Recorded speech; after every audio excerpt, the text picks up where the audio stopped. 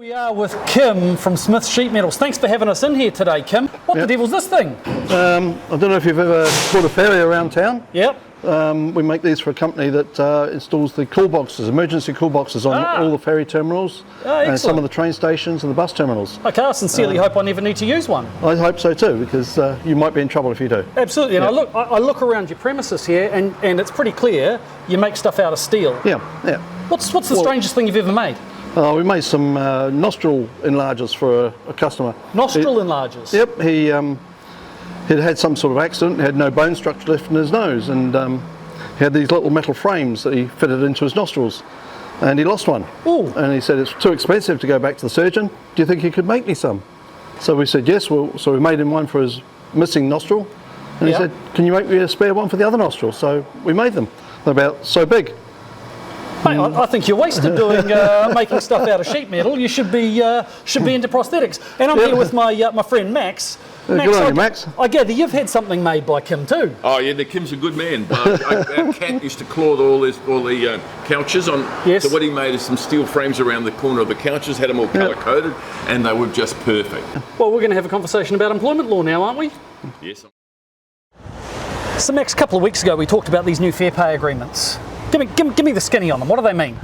Fair pay agreements mean that unions can actually put up a proposal, put forward to the government, and if they agree to that, the government officials, public servants, then they can then start negotiating for that whole industry.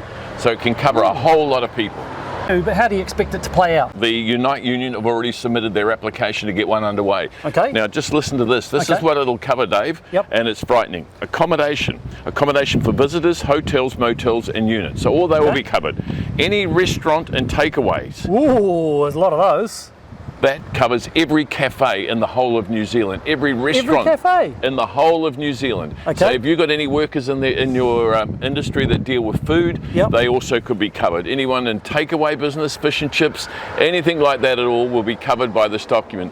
That means, folks, when there's a negotiation, this union negotiate whatever deal it is, a contract's put in place, everybody in that industry will be covered. Now it goes on further.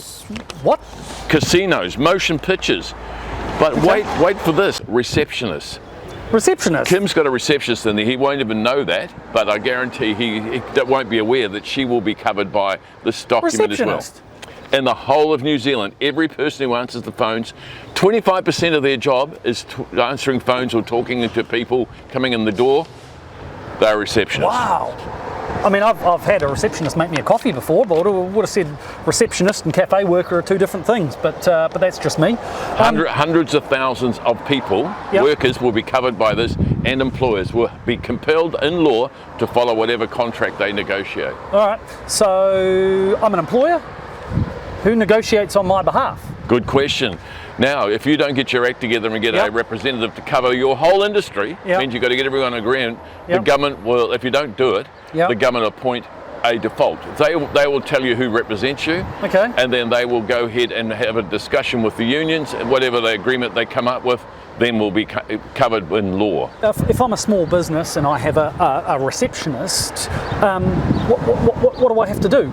So all employers should notify their staff if they think their staff are covered with this. And this is in an industrial area. There's a lot of people who could be affected by this. There's a cafe down the road called Patch, and I know it very well. They will have no idea this is happening, and nor will most Kiwis. But I'll tell you what, folks, if you don't get it right, there's a $20,000 fine. And if you're just an outsider like me trying to encourage you not to get involved with it, it's a $40,000 fine. Yeesh.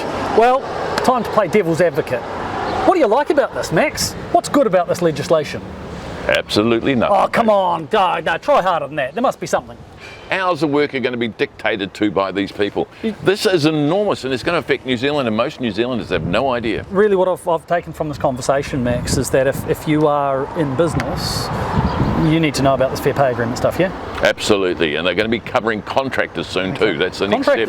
That's the next step for later this year, later next year. Okay, well, ladies and gentlemen, if you're in business, jump on the old interwebs. Time to do some learning. Absolutely. This is going to be significant. Thanks, Dave. Cheers, Max. Till next time.